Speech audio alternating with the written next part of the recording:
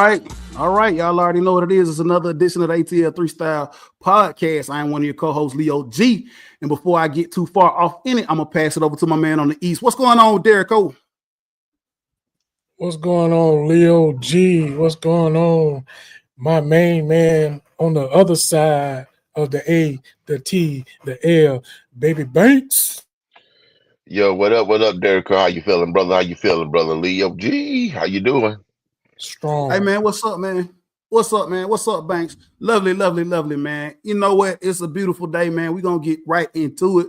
We're going to talk about it. We're going to do it, man. A lot to discuss. It's that time of the year where there are a lot of things to talk about. And obviously, we got just a little bit of time to do it, but we're going to squeeze it all in, man. I got it all covered, fellas. So we're going to get ready to go. But before we get started, we got to definitely give a shout out to who? Who, Derek O? Who we giving a shout out to? Who we giving a shout out to? Our boys over there at Eastlands, right? Hey, man, you got to let me know this. You know my mind be elsewhere. What's up, this my man over there, Mr. Phil Johnson, baby, at Eastland Woodwork. You know what he do? He do that woodworking job so well that we broadcast him and we push his business. So y'all make sure y'all hit Mr. Phil out there at Eastland Woodwork, and he'll treat you right because that's what he do. My man Phil. There you go right there. That's the QR code. Can hit you right there. Thank you for your business in advance. If you need something else to see, let us know, and we'll hook you up and show you how to get in touch with our main guy in Loganville, Mr. Phil Johnson. That's what's up, man. Eastland Woodworking. Y'all saw the QR code. For those who listen to the audio podcast, I'll make sure I drop the link in the description so you guys can check out his page and see all his custom work. I got some stuff coming. Derek O got some stuff. Banks got some stuff, man. He does exceptional work. So whatever you need, he got you covered. All right, fellas. I don't think it's a need for a fit check because everybody can see with eyeballs what we got on today. It's college football, man. We're going to do college football recap, talk about some of the games that happened over the weekend, man, because it was a crazy weekend, man. It was a weekend full of games, some high profile games, just a lot of stuff, man. So we're going to talk about a few notable games. Obviously, we're not going to get into them all, but we'll get into a few of the notable games that happened on this past weekend. So I guess, fellas, let's go ahead and get into it first. Let's talk about, obviously, our team, them dogs. This past weekend, they faced the Marshall Thunder and Herd up there in Athens. I don't think it was anything special. It was a total annihilation, 45-7. Dogs, man. Gunnar Stockton took the helm, starting at quarterback, the official starting quarterback. His era now up there. Georgia got to play everybody that dressed out on Saturday, so it was pretty much, a tune-up game. I'm gonna give it over to you here, Derek O, man. Your thoughts on Georgia against Marshall as they prepare for the mighty Austin Peay on this coming weekend? Hey, they did what they were supposed to do. They handled business.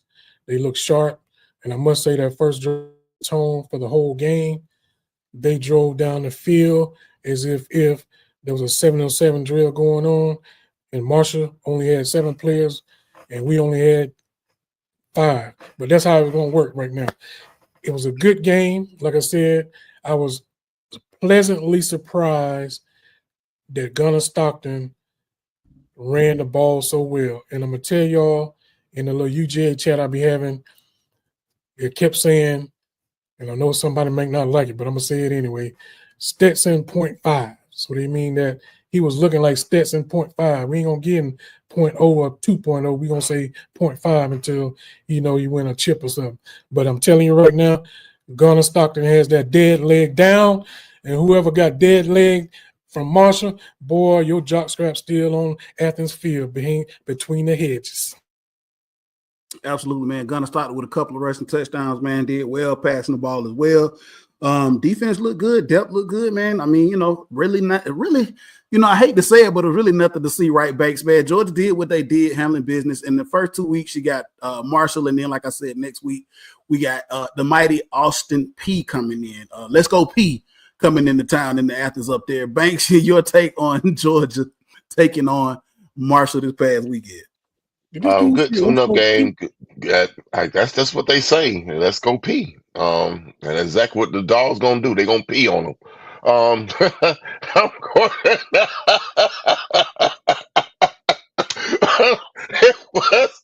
Listen, kind of, it was a game that I watched. I got to get my Georgia fix. Watched the first half a little bit. Got my Georgia fix, and then all of a sudden I was like, you know what? Now that getting bored now, turning the channel. I wanted to, get my feel for the college football Saturday. And of course we're gonna talk about the other notable games. That's what I was really looking forward to. Georgia did the thing. Nothing to see here. We did our usual dog walk, of a lesser team. So on to the next. On to the next one. That's right. That's the mighty Austin P that'll be up in Athens this coming Saturday, man. I think it's a 15:30 kick as well. Let's go P. Let's go Dogs. All right, here we go, man. Derrico, I'm about to bring you our second notable game that the most talked about game and the most hyped up game, I think, that everybody was all over. Of course, obviously we want to talk about the great Lee Corso, who basically hung his mascot head up this past weekend. He was up there at the Horseshoe in Columbus, Ohio State taking on Texas. And I want to say it was very underwhelming. Obviously, there was a lot of hype and a lot of talk, and we know why. Arch Manning getting his first start with Texas, but this was a defensive showdown. Ohio State ends up pulling this one out 14-7. This game, it did not live up to the hype, in my opinion. They pumped this thing up. Shout out to Lee Corso, who ironically put on the Ohio State helmet the first time, mascot, the first time he did it back in 1996, closed it out, predicting Ohio State would have win, and they did 14-7 as he put the mascot head on. To me, this was a very underwhelming game. Obviously, it was a defensive matchup. We know that these two teams, we're Georgia fans and we're looking forward. We don't want to get too far off into the future, but these guys, we'll see Texas here in a few weeks up in Athens, but Ohio State definitely is somebody that we'll be also looking for in the playoffs. Derrico, your take on this game up there in Columbus, in my opinion, was very underwhelming as I watched it unfold. Well, the first thing I'm going to say is boo-hoo to the schedulers for making this a 12 o'clock game. Just boo-hoo. That's number one. If you don't like defense, yeah, the game was probably underwhelming. If you was going for the hype of somebody being preseason number one on the preseason too early poll and somebody being a front runner for the Heisman, that probably was too early, which was too early. And everybody saw that, hey, this dude was very, very, and I'm going to use the word Leo used, underwhelming. Arch Manning was underwhelming. I mean, for somebody that was supposed to be a Heisman Trophy front runner, brother, you just probably kicked yourself down under 10. But they'll probably still keep you in there just because your name is Manning. But I'm just telling you, no, sir, Bobcat. Both defenses did pretty good. I think the game should have been a little more competitive as far as the score is concerned. But as far as, hey, being a prime time at noon o'clock, nah, it didn't do anything for me like that because I was watching the game while I was trying to get somewhere, so I ain't going to say nothing about that. Obviously, like Derrico said, a little underwhelming. Listen, both of these defenses did not disappoint. Obviously, Ohio State looked like, they didn't fall off the wagon at all coming off the heels of winning the national championship. Obviously, yes, a lot of hype around Arch Manning. Swing it over here to you, Banks, and get your thoughts. Arch Manning's first game starting, Derrico said he looked very lackluster. I kind of expected that. But here we go, Banks. Steve Sarkisian, if you want to say somebody's on a hot seat, I would say he's on a hot seat. Last year, everybody wanted him to go to Arch Manning. He stuck with Ewers, who's now gone. Tell me your thoughts on watching Arch Manning and watching this game. And do you think that, Steve Sarkisian is on the hot seat with Arch Manning? And is he really being blown up, like Derrico said, as a Heisman candidate right now? Or is it too early to tell? I think I blame the media for this, man. Like you said, Derrico, man, this is all about what's his last name is. His last name was a Manning. It's nobody's fault. It's not Arch's fault. It's the media's fault. They blew him up. They did everything but give him the Heisman Trophy. It's like, and then when he has this pedestrian, game. Now everyone's looking at him side eye like, "Are you really that good?" No, that's not fair to the kid. This man he's actually playing real football. Not compared to last year when he was doing little mop up duties and spot starts, whatever. But this, I don't think it's fair. I think it's early. Sarkisian didn't do him any favors in this past game. I think they kind of handcuffed him a little bit. It looked like he was really being conservative with him, and early on. But I can't really say. I mean, listen. All I know is when he get to play the G, I don't want. I want to quit. I want to beat him. So, other than that, I mean, I just think that it's kind of early for the kid. Hey, I hear that, man. Like I said, definitely going to be a top matchup. We'll have them up in Athens this year, and we'll see how that all transpires. Got a couple other games to go through, fellas, before we move on to the next topic. One quick game I wanted to go over that I thought was pretty cool, and then we'll get into some of the games of the weekend that I think we thoroughly enjoyed. But Derek, I'll get your thoughts on one of the biggest pageantry games, I think, this past weekend was you had LSU that went up to Death Valley, the battle of Death Valley. LSU, they go up to take on Clemson. Obviously, they pull out a win, 17-10. Let me tell you something. I've followed Clemson for a long time. Know a couple of people that played up there. I've been to a couple of games. It's a hard place to play. And LSU went in there and they handled their business. They were down at the half. It's hard to beat Clemson up there anyway, but being down at the half and then coming back and actually winning 17-10, man, I got to kind of tip my hat, man, to old Brian Kelly down there, man, for getting them boys pumped up. Because usually since he's been there, they've been overhyped and overrated as well. But, hey, they handle business over a ranked opponent up there in Death Valley. Your thoughts on that? Oh, I was ecstatic because y'all know I can't stand Dabo Swinney. Mr. I ain't going to do this. I ain't going to do that. I ain't paying players. Well, that's what you're going to get. You're going to get a mediocre roster that you're going to have to overcoach and have overcompensate, and it ain't going to happen. And I'm glad for Brian Kelly finally winning an opening game since he's been at LSU. And it's still SEC over ACC when it comes to them two dudes right there. So I'm just going to let it slide. I ain't going to say no more because if I do, I'm going to say something I need to say about Dabo. Banks, over to you, man. Your thoughts. The Battle of the Death Valleys, man, LSU versus Clemson. One of probably the most entertaining games, I would say, all weekend, man. LSU coming back and taking that win up there in Clemson. Listen, I enjoyed it much. I like to see the traditions in these college games. I don't know about you guys, but I wanted, they did the whole, watching the Clemson team board the bus and go all the way down, then they stood at the top of the hill before they did the Howard's Rock and everything. I thought that, that right there, it gave me chills. It was like, you know what, this is what it's all about. Excuse me. This is all about, the pageantry of college football, everybody's tradition. And, when you sit there and you watch it and you see it from the beginning to end, it's like, it's awesome, man. It's like, yeah, LSU came in there, they did what they had to do. But at the same time, it's like, I live for this, bro. I live for all of it. Banks getting choked up over there just talking about that LSU Clemson game and the pageantry of it all, man. I can see his college football is back, fellas. We got football for now for a good little while. I mean, obviously we're going to enjoy it. We're going to talk about it every week. Got a couple of other games I want to talk to. So listen, this game right here was near and dear to my heart, man. And I think that we all can agree that it was thoroughly enjoyable to watch. And Derek, I'm going to come to you first, man, because you're like a stone's throw away from this place. Look, down in Tallahassee, down goes Frazier, man. Florida State dismantles Alabama. And let me tell you something, man. Listen, for years, Alabama fans have been insufferable. When Nick Saban was there, they could do no wrong. You have a lot of Alabama fans that think the national title is their birthright, and they are pencil them in every year, okay? Since Caleb DeBoer has been there now, we have brought him. They have literally come back down to reality.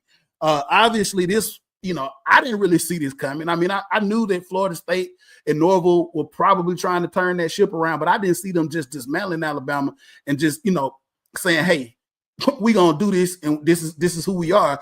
Florida State now making a statement, like you said, Derek, it's SEC over ACC, but in this case, ACC got the best of the SEC. And let me tell you something, man. It was nothing more satisfying to me to see the crying Alabama fans Dude, my timeline was full of excuses and crying from these insufferable Alabama fans. Derek, I'm gonna let you have it, man. FSU over Alabama, brother.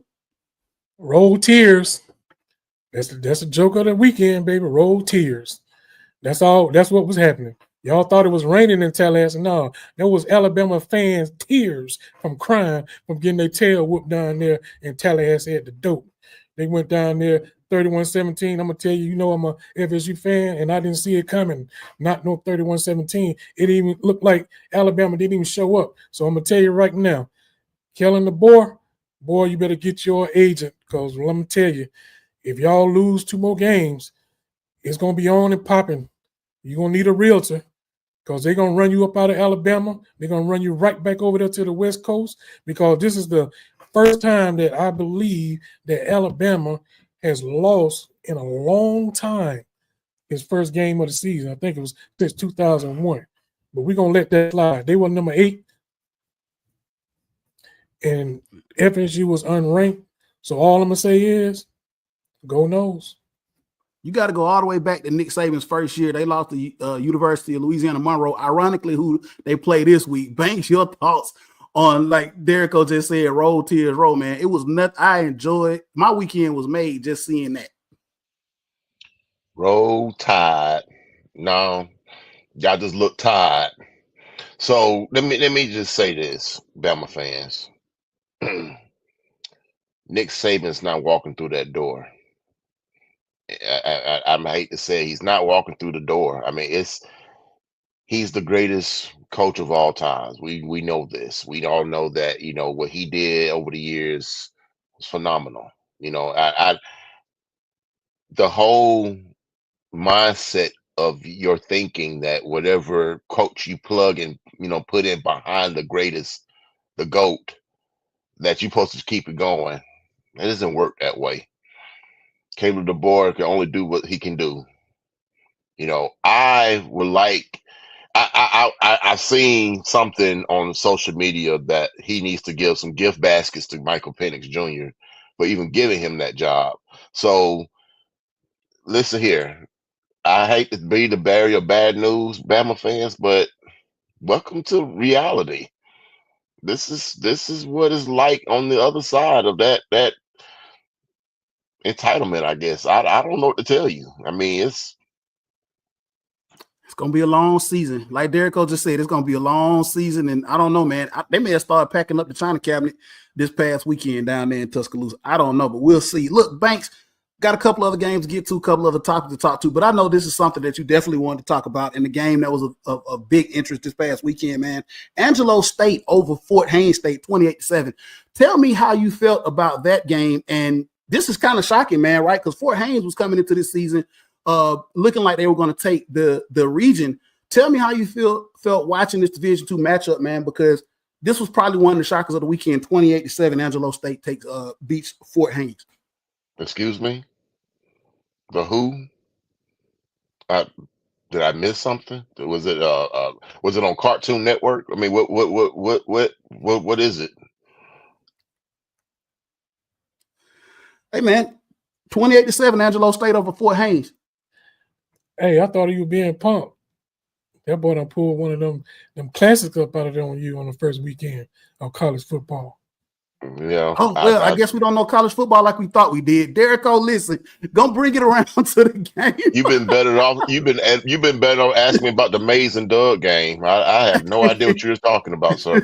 Derek, last notable college football game. Obviously, this one gave us a little. It gave me a little bit of a stir to watch this and to see this kind of implode last night, man.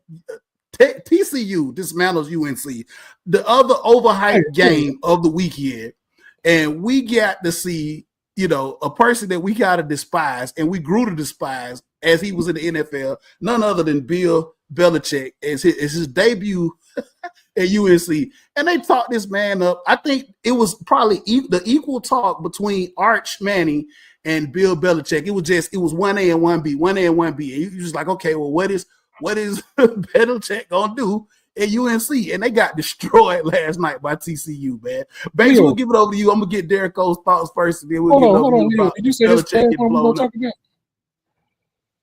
You say this is the last one we're gonna talk about? One of the notable games. If you got another notable game you want to talk about, then absolutely. But let's talk a little bit about the UNC. I know you ain't put no what that Carlton State, whatever that was, and then talk about this other game that came on Saturday night. I meant Sunday night. UNC TCU, the overhyped debut of Bill Belichick at UNC. And we'll talk a little bit Miami Notre Dame after that, Derrico. But we're talking about UNC and TCU right now. Go ahead. I mean, listen here.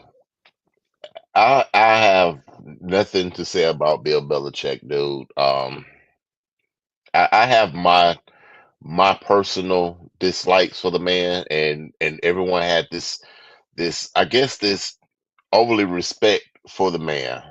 I don't have it, and if I say something, if I say the wrong thing, then I'm a hater. So I'm just gonna keep quiet on the man. But as for the game, a total stinker. I didn't even watch. I think I saw 3 snaps of that game, and then all of a sudden, like, bored now, turning the channel. So I don't know, dude. I don't understand why people think he was just gonna come in and just run college football by storm. I don't know. I mean, maybe it's just me. Maybe I am a hater. Maybe I need to embrace that. I don't know. Hey, embrace it. Embrace the fact that you're a hater. Absolutely, man. I wanted to see Bill Belichick fail epically because I did not want people to say, yes, he's a genius. I told you so. He's just Let me tell you something, man. North Carolina is a basketball team. UNC is a basketball team. I don't care, Bill Belichick, Bear Bryant, whoever, man. I don't think anybody is going to get that program off and running the way they want to. I don't know. He might maybe eat crow in a couple of years, man, but I don't think he relates or can even figure out how to get a college football He program. won't be there in a couple of years. He won't be there. He won't be there in a couple of years. Okay. Hey, well, listen, while he's there, it's going to be, to me, like I said, I'm going to tune in every week to see what they're doing up there. They probably playing Sister Mary School of the Blind this week, but I'll tune up there to see when they fire up that ACC schedule to see if he can get anything sputtering and going up there. Derrico, I know we pressed for the mark. I'm going to give you your bit on Notre Dame and obviously Miami Catholics versus Convicts revisited. Obviously, Miami takes this win. Carson Beck looks – where was this Carson Beck all of a sudden? Derrico, give me your thoughts on Catholics versus Convicts 2.0 now, man, and we'll move on to talk about those Dirty Birds and them Falcons this weekend. Well, let me say this now, y'all, you giving that dude too much credit already. Now, just the first game, I mean, he didn't look spectacular, and I'm talking about Carson Beck. But I can tell you that's probably one of the better games that happened this past weekend. And let me say this right now, Marcus Freeman, you absolutely coached an awful game, sir. I mean, it was an awful showing. You stood right there in front of that camera at halftime and said what you needed to do, which is get Carson Beck off his spot because he was killing y'all because y'all didn't put no pressure on him. And then you came right back out in the second half doing the same thing, letting Carson Beck sit there like he was Tom Brady or somebody. So let me say this. I hope you fix that mindset. If you say what's missing or is wrong, you better make that adjustment at halftime and come back and do something differently. If not, you're going to be in for a long season, sir. But with that being said, that was probably one of the better games this weekend. I can't stand neither one of the teams. I wish it would have ended in a tie so I could have said nobody won. But unfortunately, those people down there in South Florida snuck it out. I guess congratulations. Absolutely, man. So those are some of the notable games this weekend. Obviously, next week we'll bring it back to you and talk about some of the you got the HBCU is going to be real represented playing a couple. I think Gramblin's going up to Ohio State. I think Bethune-Cookman's playing Miami, if I'm not mistaken, man. So HBCU is going to be real represented this weekend, but it is what it is. Fellas, let's move on before we close this thing out and talk a little bit about Falcons football here. Obviously, Banks brought it to our attention that, hey, we need to do a prediction, man. So I'm going to open up the floor. Tampa Bay comes into town. So, Banks, I didn't know if you wanted to make the full season prediction at this point or you just wanted to make your prediction for Sunday, obviously. But we talked about the Falcons going into the season. 53-man roster is set today. the official depth chart was put out, man. We know what's in front of us. It ain't nothing to it but to do it, man, coming up this Sunday at Mercedes-Benz. So, Banks, floor is yours, and we'll give it over to you, Derek O. Obviously, before we close this thing out, your prediction, full season or Tampa Bay, as you may. Go. Well, it's definitely a full season one. I think we always take care of this topic right before the season starts. I have a prediction that I think a lot of people are not going to be happy with. Um, I don't see the Falcons winning the division, but I do see the Falcons getting one of the wild card spots. Um, I think it's Tampa's division yet again. I think we're going to have to wait another year before we can actually try to go for this division. Um, I definitely think the Falcons going to have improvement, both sides of the ball, and that's all I ask for. Just show me improvement from the previous season. For that said, with the possibility of having a wild card, excuse me, I see the Falcons with a 10-7 record with a wild card. And let's see what happens from there. I don't see. I see a big shakeup in the NFL for all the teams in every division. But I guess that's another topic for another show. I don't have the everyone has the same exact division winner. I guess from previous years. I guess they just too lazy to actually dive into it. But I see it differently. This is the NFL. Everything is not the same the previous year. So I'm gonna go with that, and I'm just gonna let y'all know 10-7 Falcons wild card. All right, Derek O, man, we're gonna give us your prediction on the season, man. How you think this thing gonna shake on out? Well, I'm gonna be one of them lazy people and cop out and say it's either gonna be 11-6 or 10-7. So I'm going with that as far as the season is concerned. But I am going to say that we will win the division because it's time. It's just our time. I just feel like it's our time. I feel good about this squad. I feel good about our quarterback. I feel good about our defense. And I know that we haven't won the openers in a minute, so I'm going to go ahead and say that too. 21-14. 21-24. Let me restate that. 21-24. Them Dirty Birds going to beat Tampa on the opening day. Hey, that's what's up, fellas, man. Listen, this team, I think, can the ceiling is high for this team. I think this team can do very, very well. I do see double-digit wins in this team's future. I mean, there's a lot in front of us, obviously, but I think that we can. I think that persevere. I think that a lot of things have changed. There's a new person behind center. Obviously, I think the team is the characteristics of our quarterback and the new, I think, attitude on defense is going to carry the team a long way. And I think this division is up for grabs. I know there's a lot of turmoil down in that stink place. I don't think Carolina is all the way there yet to really, really fight and compete. And Tampa is, they're very long in the tooth. I think Tampa's very long in the tooth. Baker Mayfield is shaky at best. I mean, obviously we took 2 from him last year.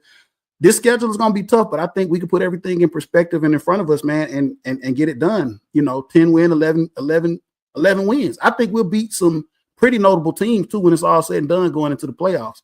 So, I'm with you, Derek O, man. I think that we can win this division. I think it's winnable, and I think that we have the pieces to do it. Is it going to be tough, Banks? Absolutely. It's going to be tough as hell. Every game is going to be tough. Don't get up and leave the MBS early. That is not this team's MO to beat people by 14 points or beat people by 17 points. This is going to go 4 quarters every Sunday. But I think this team is going to find a way. We talked about this on the last episode, fellas. This team is going to find a way to persevere and win some of those tough games that we haven't been able to win here in the past. And I think that's going to be the difference in the reason why we end up taking this division. So that's my prediction. I'm with you, Derek O, on this Sunday.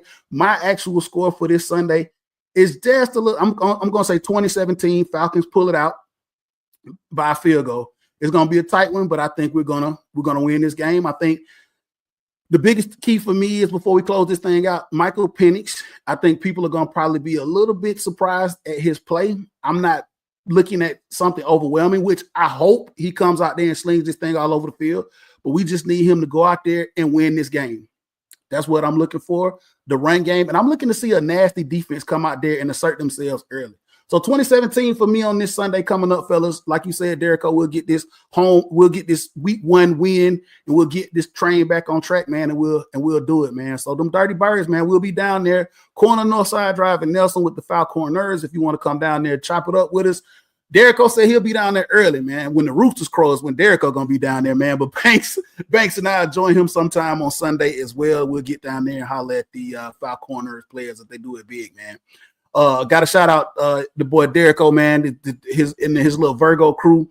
They're gonna be doing it big, and it's the throwback edition of the tailgate on this Sunday, man. So come through, man.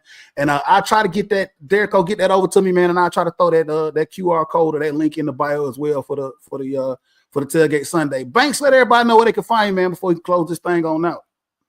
You can find me at Antoine Jarrell Banks on Facebook or Baby Banks 80 at Instagram. You can also find me this Sunday at the Falconers with Derrick. I will be wearing my signature week 1 attire. If you don't know what it is, you're going to see Sunday. Yeah, Banks, I'm not following you down that rabbit hole this week, man. I'm Hey, listen, man, you got to. I'm gonna do something a little different, man. I'm gonna switch it up, man. But we're gonna see how that work out, man. But definitely, y'all see it, man. Falconers players, man. Corner Northside Drive in Nelson, man. If y'all need to snap that QR code, man, to come on down, man, and have a good time, man. And if you don't have a ticket to the game, man, they're gonna be up there all day, man. They got the big screens, they got drinks, they got food. It'll be a time to be had. So even if you don't have a ticket to the game, you just want to come out and kick it, man. Do your thing. Derrick, let everybody know where they can find you, man.